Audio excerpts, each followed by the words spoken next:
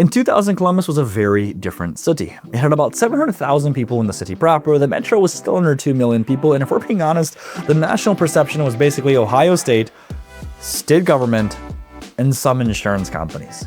By 2030, we're gonna cross 1 million people in the city. Columbus has become one of the most popular and strategically important growth cities in America.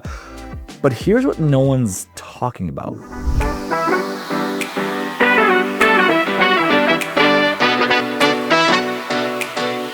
Columbus didn't transform overnight. It actually happened in 3 different waves, and each wave kind of just laid the groundwork for the next. If you can understand the patterns of 2000 to 2010, 2010 to 2020, and then what's happening right now in 2020 to 2030, you can predict where the next decade of value is going to land before it becomes completely obvious. Remember, predictability is expensive.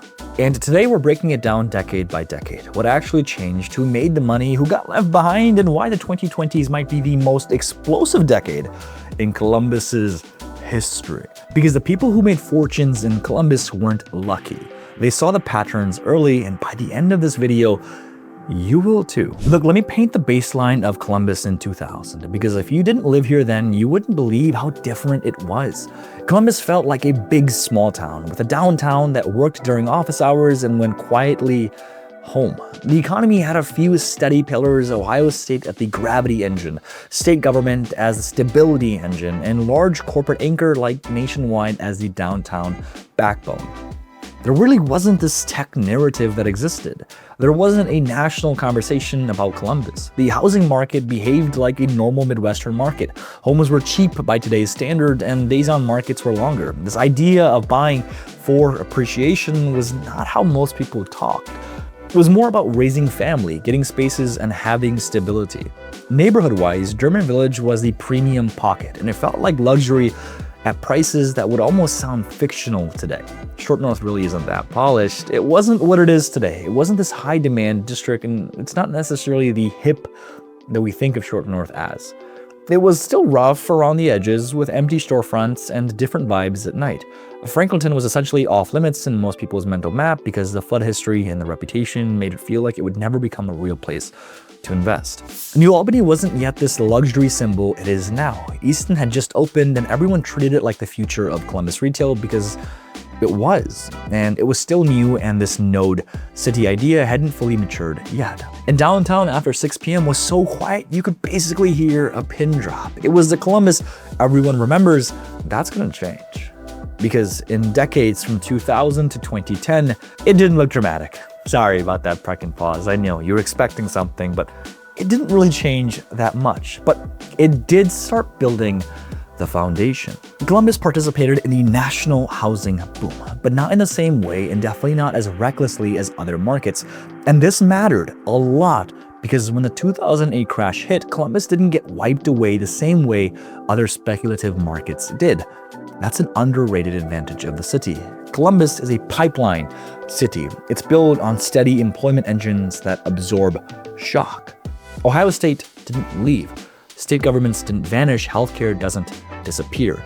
So even when the world panicked, Columbus bent instead of breaking, and that taught investors something important. This is a city where you can buy and hold and sleep at night. And at the same time, Columbus was quietly learning how to build districts. A nationwide arena opening and the arena district beginning to take shape taught the city how to create an entertainment cluster rather than scattered venues. The Short North began the early phases of its transformation as culture and events normalized foot traffic and gave people a reason to be there beyond just a quick dinner. German Village solidified itself even more than just a nice neighborhood. It started acting like wealth preservation assets, the kind of place that holds value even when the rest of the market gets shaky. And look, here's the thing and the one detail that no one remembers. In the 2000s, Columbus started changing its self-perception. The city began acting like a place that people stayed, not just a place that people passed through. That psychological shift mattered because it changed how the capital got deployed. When a city believes its future is stable, it starts building amenities that retain people instead of just serving commuters. Everyone came to OSU and waved goodbye. Not anymore. And that set the stage for 2010s, where Columbus stopped being quiet and started quietly accelerating. From 2010 to 2020, Columbus became the city where multiple centers of gravity existed, not just one. This is where things started to accelerate. This is when Rickenbacker started to realize it was the second biggest manufacturing hub in the country. This decade is where Columbus started stacking engines. You saw the emergence of a real tech and startup narrative, not just the we're trying version, but actual big outcomes and real capital that changed the talent equation. It brought in higher income earners. It increased demand for urban living, and it made Columbus more attractive to people who could live anywhere. Downtown residents actually started to change in a meaningful way, not enough to make downtown fully alive yet, but enough to start the chain reaction. We're talking about more residents, more restaurant demand, and more safety through activity, more development feasibility, and more investors willing to bet on the core. The short north went from cool and possible to cool and expensive. And the people who bought early created generational equity without realizing it at the time. Franklinton showed its first signs of life, which is the classic Columbus pattern. Artists started moving in here first because space was cheap. Then small businesses started to follow. Then the perception shifted. Then the money showed up. Easton matured into a true node, not just a shopping center. It became a place that people work and spend time, which increased the value of surrounding neighborhoods and reinforced the Northeast corridor. New Albany and the northeastern suburbs established a luxury model that Columbus didn't have before. And then other suburbs started copying it because, well, once you realize that someone's willing to pay for premium living, developers replicate the formula. Not only this, people started to realize how beautiful Central Ohio was, especially Hawkins Hill. People started looking at Buckeye Lake. And when they realized all of this is in proximity, they started to realize that they could buy a second home here because their kids go to OSU, and we're a day's drive away from 65% of the United States. Both those things shifted perception of Columbus rapidly. Something else was overlooked as well, especially in the 2010s, and it's this: walkability became a premium. In the early 2000s, walkability was a nice bonus. By the late 2010s, it was a pricing power, which is why certain neighborhoods surged while others stayed flat. It wasn't just the house, it was the lifestyle math. Then something happened. 2020 hit, and the decade from 2020 to 2030 became the explosion.